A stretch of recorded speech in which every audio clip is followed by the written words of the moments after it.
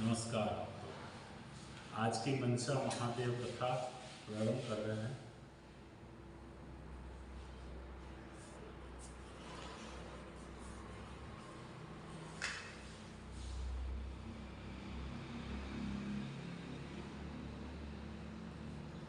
मनसा महादेव भक्तों को महादेव की हार्दिक हार्दिक बधाई। सभी भक्तों को कृपया मेरे चैनल को सब्सक्राइब कर दें ताकि मेरी हर कथा आप तक पहुंचे।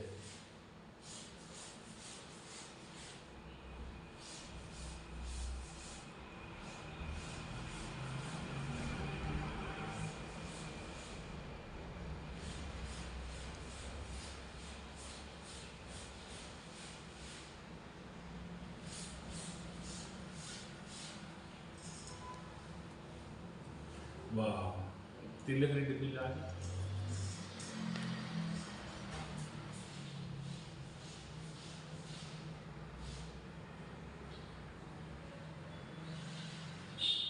होती हुई किया नहीं बेटे, गाड़ी लेने की भी है जा।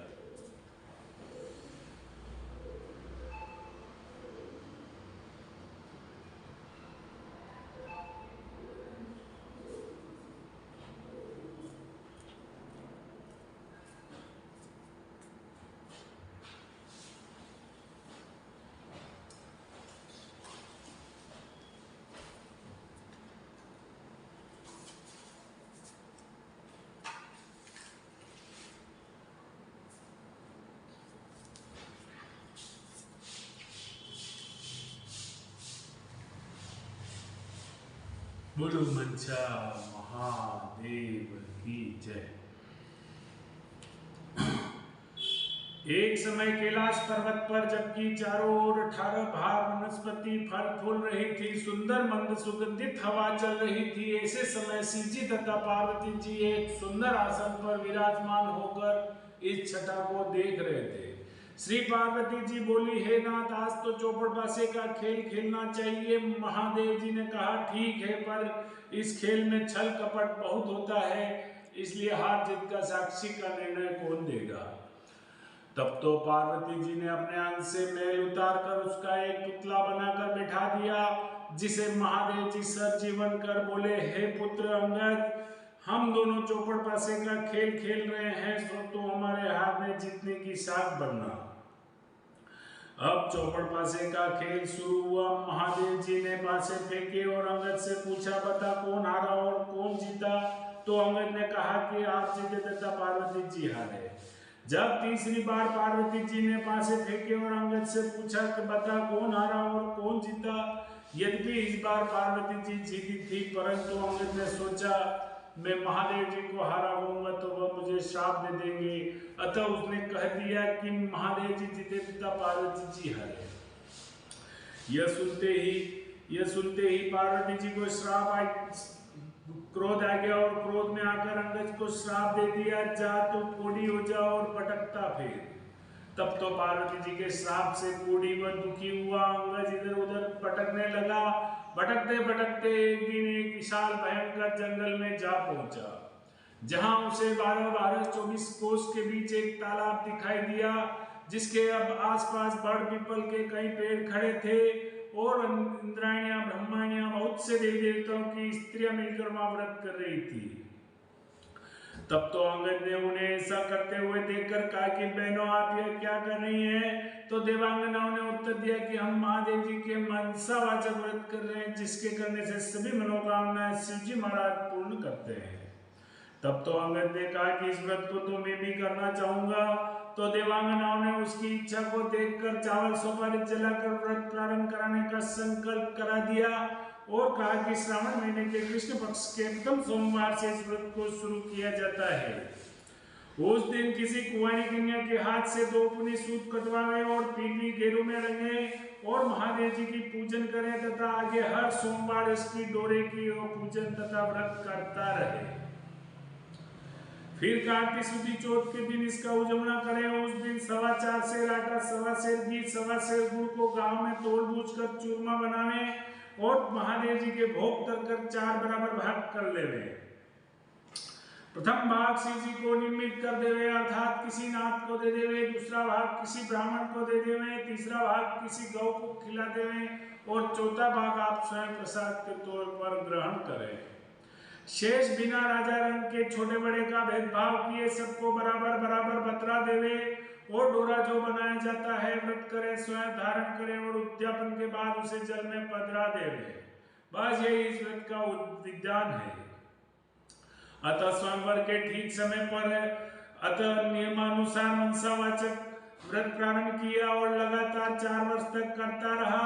इधर एक दिन बेटे ही बेटे पार्वती जी को अंगद की याद आई। वियोग से घबराकर महादेव जी से कहने लगी कि हे नाथ कोई ऐसा उपाय बतलाइए जिससे कि अंगद घर वापस लौट आए। तो महादेव जी ने पार्वती जी से कहा कि हे प्रिय तुम मनसावाचक व्रत करो, तुम्हारी इच्छा अवश्य पूरी होगी। तब तो पार्वती जी ने भी विधि अनुसार डोरा बनाकर व्रत प्रारंभ किया और जो ही व्रत समाप्त हुआ अंगद कोढ़ रहित होकर विचरण करता हुआ पार्वती जी से आ मिला। तो पुत्र को देखते ही पार्वती जी खुशी के मारे हंसने लगी, परंतु अंगद ने सोचा कि मैं माता जी के बिना बुलाए लौट आया हूँ, यह जानकर हंस रही है, इसलिए वह गुस्से में भरकर वापस लौटने लगा। तो अतः लौटने लगा तो पार्वती जी ने उसको उठकर पकड़ लिया और बोली कि हे बेटा फिर से क्यों, कहाँ जा रहे हो? तो अंगद बोला कि हे माता मैं बिना बुलाए लौट आया हूँ, यह जानकर आप हंस रही हैं इसलिए मैं वापस जा रहा हूँ। तो पार्वती जी बोली नहीं बेटा मैं तुम्हारे आने से नहीं हंसी हूँ, मैं तो मनसावाचक व्रत के प्रभाव को देखकर हंसी हूँ जिसे कि मैंने तुम्हारे मिलने की इच्छा से किया था। तो अंगद ने कहा कि इस व्रत को तो मैंने भी किया है। तो पार्वती जी बोली यह व्रत तूने किया तभी तो तेरे श्राप का प्रभाव नष्ट हो गया और यह व्रत मैंने किया जिससे मुझे खोया हुआ पुत्र फिर से आकर मिल गया। परंतु बेटा अब तेरी क्या इच्छा है सो मुझसे कह। तो पार्वती जी अंगद बोला कि हे माता मेरी इच्छा है कि मैं उज्जैन का राजा बनूं। तो पार्वती जी बोली अच्छा बेटा तो अभी उज्जैन चला जा, वहां का राज्य तुझे मिल जाएगा। इधर माता का आशीर्वाद पाकर अंगद वहां से उज्जैन जा पहुंचा। इधर उज्जैन के राजा ने अपनी इकलौती कन्या का स्वयंवर रखा था और शर्त रखी थी कि हथिनी जिसके गले में वरमाला डाल देगी राजकन्या का ब्याह उससे कर दिया जाएगा।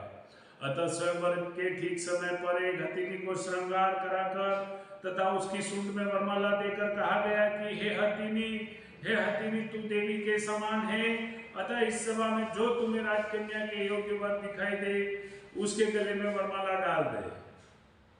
हथिनी माला लेकर चली। इधर जहां अंगद बैठा था वहां पहुंचकर उसके गले में वरमाला डाल दी। लोगों ने कहा कि यह न मालूम कौन है, हथिनी चूक गई है। अतः उस लड़के को अंगद को वहां से हटा दिया गया। फिर हथिनी को माला दी गई और कहा गया कि हे हथिनी तू देवी के समान है, अतः इस सभा में जो तुम्हें राजकन्या की योग्य वर दिखाई दे, जो उज्जैन का राज्य अच्छी तरह संभाल सके उसके गले में वरमाला डाल दे। तो हथिनी दूसरी बार माला लेकर चली तो जहां पर अंगद बैठा था वहां पहुंचकर खींच के उसी के गले में पहना दी। तो लोग कहने लगे कि हथिनी इस लड़के से परख गई है, अतः उसे दरवाजे से बाहर बिठा दिया गया। परंतु जब हथिनी को तीसरी बार माला दी गई तो हथिनी दरवाजे से बाहर निकलकर फिर से उसी बालक के गले में वरमाला पहना दी। फिर क्या था, राजा ने कहा जैसा होनहार है होगा। नगर सेठ को बुलवाया और कहा कि इस बालक को तुम अपने घर ले जाओ और फला लग्न पर उसे श्रृंगार कराकर सज धज कर बारात सजा कर ले आओ। तो नगर सेठ बालक को अपने घर ले गया और लड़के का खूब श्रृंगार कराकर तथा बारात सजाकर लग्न के समय ले आया। बड़ी धूमधाम के साथ विवाह संपन्न हुआ और राजा ने राजपाट कन्यादान में दे दिया। बोल मनसा महादेव की जय। विवाह पश्चात जब वर वधू महलों में गए तो राजकुमारी ने अंगद से पूछा कि हे नाथ आपकी जाति क्या है, आपका नाम क्या है और आपके पिता व ग्राम का नाम क्या है। तो अंगद ने कहा कि हे राजकुमारी मैं शिव पार्वती जी का लड़का हूँ, मेरा नाम अंगद है। तब राजकुमारी ने कहा कि महाराज आपकी इस बात को कोई कैसे सच्ची मान सकता है, आप सत्य सत्य बतलाइए वास्तव में क्या बात है। तब तो अंगद ने अपने पैदा होने की सारी कथा राजकुमारी को कह सुनाई और अपने श्राप और मनसावाचक व्रत के प्रभाव से छूटकर उज्जैन राज्य पाने का सारा वृत्तांत कह सुनाया। और यह सुनकर राजकुमारी को संतोष हुआ और दोनों सुखपूर्वक रहने लगे। थोड़े दिनों पश्चात राजकुमार ने कहा कि हे राजपुत्री, मेरी राजकुमारी राज्य करने की पूरी अवधि पूरी हो चुकी है, अतः मैं अपने माता पिता के पास कैलाश जाना चाहता हूँ। तो तेरी क्या इच्छा है, सो मुझसे कह। तो राजकुमारी बोली कि हे नाथ, मैं तो पुत्र धन व राज्य का सुख चाहती हूँ। तो अंगद ने कहा कि तुम मनसावाचक व्रत करो, तुम्हारी इच्छा अवश्य पूरी हो जाएगी। तो राजकुमारी बोली कि हे नाथ, जब आप कैलाश चले जाएंगे तो मेरे पुत्र कैसे होगा। तो अंगद ने कहा कि हे राजपुत्री, मनसावाचक व्रत के प्रभाव से तुम्हें बिना गर्भावास के पुत्र मिलेगा। और ऐसा कहकर मनसावाचक व्रत की सारी विधि समझाकर अंगद वहां से कैलाश चले गए। इधर राजकुमारी ने पति की आज्ञा अनुसार मनसावाचक व्रत शुरू किया। लगातार 4 वर्ष तक करता रहा। भगवान शंकर जी बहुत प्रसन्न हो गए और एक दिन जब रानी दातुन कर रही थी तो वह अपनी दासी को जल की जारी लेने के लिए महल में भेजा। जब दासी महल में ऊपर जाकर देखती है कि एक सोने के पालने में एक सुंदर सा बालक सोया हुआ अपना अंगूठा चूस रहा है, तो दासी ने दौड़ते हुए नीचे आकर रानी को सारा हाल कहा और ऊपर ले गई। तो रानी ने बालक को उठाकर छाती से लगा लिया और महादेव जी से प्रार्थना करने लगी कि हे नाथ, जब आपने मुझे यह पुत्र दिया है तो मेरे स्तनों में दूध पैदा कीजिए। रानी के इतना कहते ही रानी के स्तनों में दूध भर आया। सारे नगर में खुशी छा गई। सभी मनसावाचक व्रत को सराहने लगे और बालक का नाम फूलकुंवर रखा गया। धीरे धीरे फूलकुंवर बड़ा हुआ। अब सभी उसे राजकुमार कहकर पुकारने लगे। तो राजकुमार ने अपने माता से पूछा कि हे माता, मेरे पिता कौन है, उनका नाम क्या है और वे इस समय कहाँ पर है।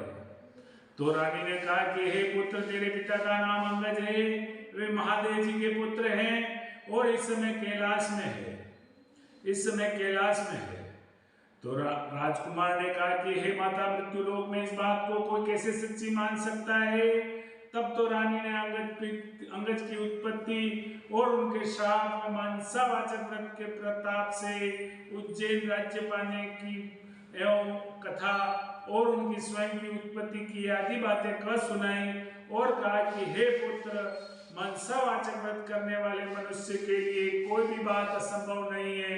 यदि तुझे इसके पराक्रम का भान नहीं है तो तू स्वयं करके इसके फल को प्रत्यक्ष रूप से देख सकता है। तो फूलकुंवर कहने लगा कि हे माता, मेरी इच्छा है कि चेदीराज की कन्या जो दुनिया की सबसे अधिक सुंदर मानी जाती है, उसके साथ मेरा विवाह हो। क्या इस व्रत के करने से ऐसा हो सकता है। तो रानी ने कहा कि हाँ पुत्र, तेरे इस व्रत के करने से तुम्हारी इच्छा अवश्य पूरी होगी।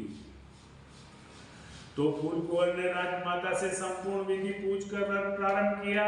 लगातार 4 वर्ष तक करता रहा। भगवान शंकर जी फूलकुंवर पर बहुत प्रसन्न हो गए और चेदीराज के स्वप्न में दर्शन देकर कहा कि हे चेदीराज, तो मेरे कहने से अपनी राजकुमारी का विवाह उज्जैन के राजकुमार फूलकुंवर से कर दे। तो चेदीराज ने भगवान शिव जी के वचन सुनकर अपनी कन्या का विवाह उज्जैन के राजकुमार फूलकुंवर से कर दिया। अब तो फूलकुंवर भी राजा हो गया था। एक दिन राजा फूलकुंवर शिकार खेलने के लिए वन में गया और उसको कोई शिकार हाथ न आया और भूख प्यास के व्याकुल होकर एक बाग में आराम करने लगा। देव योग से वहां पर कोई ब्राह्मण आ पहुंचा और राजा को पंचांग सुनाया। आज कार्तिक शुक्ल चौथ है, अर्थात मनसावाचक व्रत के उजड़ने का दिन है। तो राजा ने कहा कि हे विप्रराज, मुझसे तो भूल हो गई है, आप मुझे भी पूजन करा दें। तो ब्राह्मण ने पूजा के लिए शहर में रानी के पास खबर भेजी कि राजा साहब शिकार के लिए वन में ठहरे हैं। आज उनके मनसावाचक व्रत के उजड़ने का दिन है, इसलिए 4.25 सेर आटा, 1.25 सेर घी, 1.25 सेर गुड़ का चूरमा बनाकर मंगवाया है। इस पर रानी ने सोचा कि फौज के कई आदमी साथ है, इतने से चूरमे से क्या होगा, इसलिए उसने गाड़ी भरकर चूरमा भेज दिया। नियम विरुद्ध अधिक सामान होने से महादेव जी ने कोप किया और राजा के स्वप्न में दर्शन देकर कहा कि हे राजा तो अपनी रानी को राज्य से निकाल दे, नहीं तो मैं तेरे राज्य को नष्ट भ्रष्ट कर दूंगा। तब तो राजा ने महादेव जी के कथन अनुसार मां रानी को महल से निकलवा दिया और दोबारा चूरमा बनाकर व्रत पूरा किया और थोड़ी दूर रानी को किले से रवाना हुई। रानी को महल से निकलवा दिया और रानी किले से रवाना हुई। थोड़ी दूर जाने के बाद उसे दीवान भी मिला। दीवान ने पूछा कि रानी जी आप कहाँ बता रही हैं? तो रानी ने सब बात बताई। तो दीवान ने कहा कि मैं राजा साहब को 1-2 दिन में मना लूंगा, तब तक आप मेरी हवेली में पधारे। जो ही रानी दीवान की हवेली में गई तो दीवान अंधा हो गया। तब तो दीवान ने हाथ जोड़कर कहा कि आप यहाँ से पधारिए। रानी वहां से रवाना हुई तो आगे नगर सेठ मिला, तो उसने भी यही कहा कि राजा साहब को 1-2 दिन में मना लेंगे, तब तक आप मेरे घर में विराजिए। जो ही रानी नगर सेठ के घर में गई तो नगर सेठ की उंगलियां चलना बंद हो गई, कई तरह के उपद्रव होने लगे। तब तो नगर सेठ ने हाथ जोड़कर कहा कि आप यहाँ से पधारिए। अब आगे चली तो राजा जी का कुमार मिला, उसे भी दया आ गई, वह अपने घर ले गया और रानी के वहां जाते ही कुमार के आवे के सारे बर्तन फूट गए और कुमार स्वयं अंधा हो गया। तब तो कुमार ने रानी को वहां से चले जाने की प्रार्थना की। आगे जाने के बाद उसे एक माली मिला, तो उसने भी यही पूछा कि रानी जी कहाँ बता रही हैं? तो रानी ने कहा कि राजा साहब ने मुझे देश निकाला दे दिया है। तो माली को भी रानी पर दया आ गई, वह अपने बाग में ले गया और कहा कि राजा जी का क्रोध शांत हो तब तक आप मेरे बाग में रहिए। रानी के बाग में जाते ही सारे पेड़ पौधे सूखकर जलने लगे, खेतों का पानी सूख गया और माली को भी कम दिखने लगा। तब तो माली ने रानी को वहां से चले जाने की कह दिया। अब रानी वहां से निकलकर विचार करने लगी कि मुझसे ऐसा क्या पाप हो गया है कि मैं जहां भी जाती हूँ वहां सत्यानाश होने लगता है। आगे चलते चलते उसे रास्ते में 2 रास्ते नजर आए। पूछने पर मालूम हुआ कि एक रास्ता 6 महीने का और एक रास्ता 3 दिन का। रानी 3 दिन के रास्ते से चली। आगे रास्ते में उसे एक शिप्रा नाम की नदी मिली। रानी ने दुख के मारे उसमें कूदकर आत्महत्या करनी चाहिए। जो ही रानी नदी के अंदर कूदी तो वह नदी भी सूख गई। आगे जाने के बाद उसे एक बड़ा भारी पर्वत आया।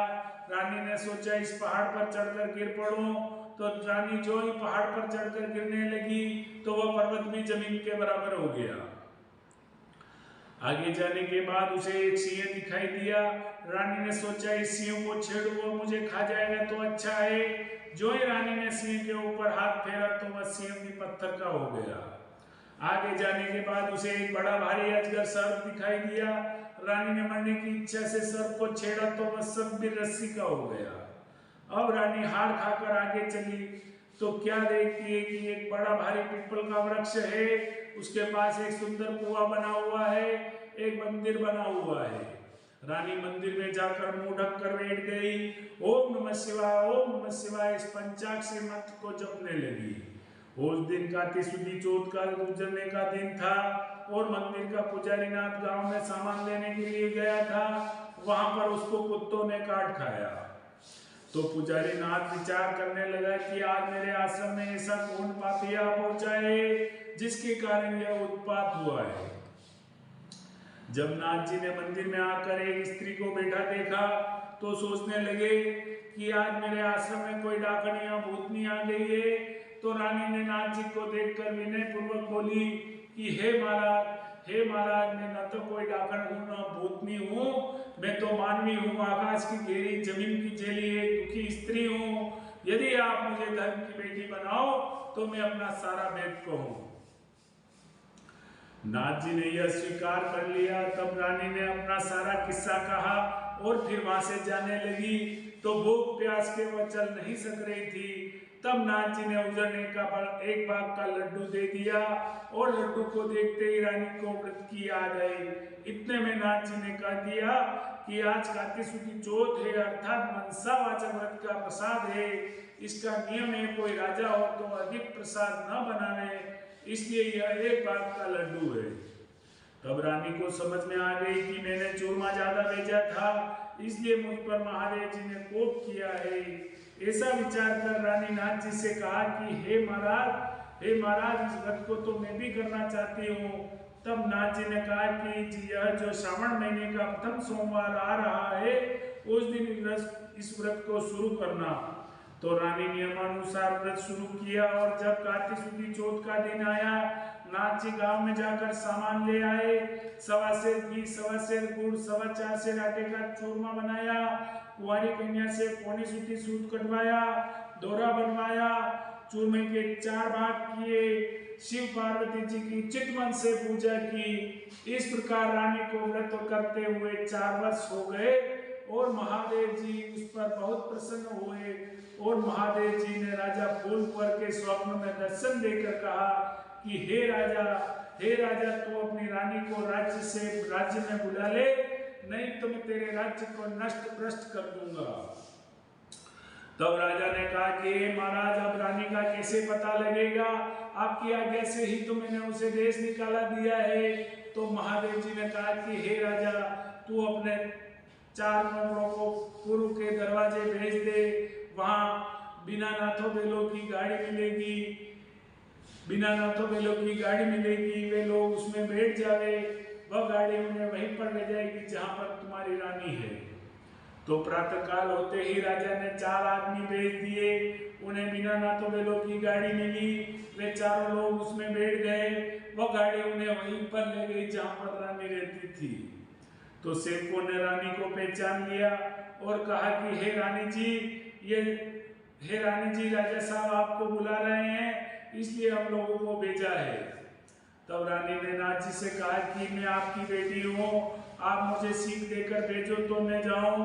तब तो नाथ जी ने मिट्टी के हाथी, घोड़े, रथ, पालकी आदि बनाकर मंत्र के छींटे दिए, जिससे वह सच्चे हाथी, घोड़े, रथ, पालकी बन गए। तब रानी ने कहा कि हे पिताजी, रास्ते में मेरे छूने से कई जीवों का नुकसान हुआ है, उनका भी उद्धार होना चाहिए, नहीं तो मुझे पाप लगेगा।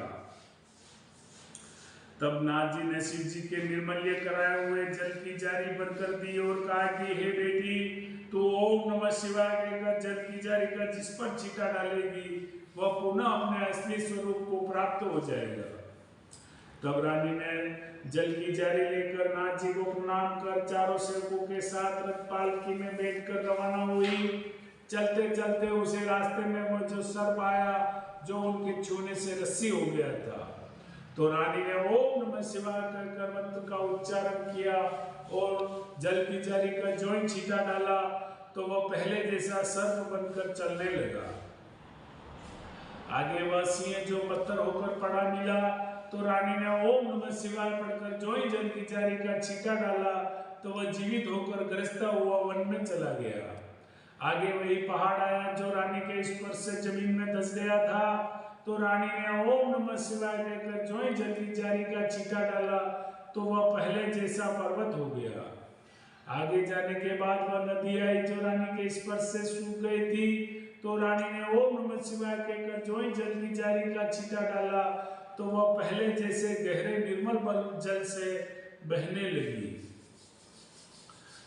अब रानी ने पालकी, फौज आदि को किले में भेज दिया। खुद उस बाग में गई जो उसके कारण सूख गया था। तो बागवान ने रानी को देखकर कहा कि हे रानी जी, आप फिर से क्यों आ रही है? पहले ही आपके कारण यह बाग सूख गया था। परंतु रानी के समझाने बुझाने के बाद माली ने फाटक खोला। तब रानी ने ओम नमः शिवाय कहकर जो ही जल की जारी का छींटा डाला तो वह सूखा हुआ बाग पहले जैसा अच्छा हरा भरा बगीचा हो गया। और फिर वहां पर कोयले बोलने लगी और नाना नाना प्रकार के फल फूल दिखाई देने लगे। खेत का पानी भी जल भराया। अब रानी वहां से कुम्हार के घर पर गई जो अंधा हो गया था। तो वहां जाते ही ओम नमः शिवाय कहकर जल की जारी का छींटा डाला तो कुमार की आंखें खुल गई और तथा कुमार के सारे आवे के बर्तन सोने चांदी के हो गए, सारे बर्तन सोने चांदी के हो गए। तब कुमार ने कहा कि हे रानी जी ये सोने चांदी के बर्तन हमारे पास कौन रहने देगा। तब रानी ने कहा कि इसमें से 4 बर्तन ले जाकर तू राजा जी को भेंट कर देना, शेष तू रखना, यह मेरा हुक्म है। इस प्रकार रानी नगर सेठ के घर पर गई तो नगर सेठ की हुंडिया सिकरने लगी, व्यापार में लाभ होने लगा। तो नगर सेठ ने कहा कि अन्नदाता आपके पधारने से रिद्धि सिद्धि हुई है, अतः मैं खुशी से सारी नगरी को जितवाना चाहता हूँ। तो रानी ने यह बात मान ली और नगर में ढिंढोरा पिटवा दिया, कल किसी के घर पर चूल्हा नहीं लगे चलेगा। अगर किसी का चूल्हा जला और किसी के घर में धुआं निकला तो 101 रुपया जुर्माना होगा। आगे चलकर रानी दीवान जी के यहाँ पहुंची तो दीवान जी की भी आंखें खुल गई, सर्वत्र आनंद छा गया।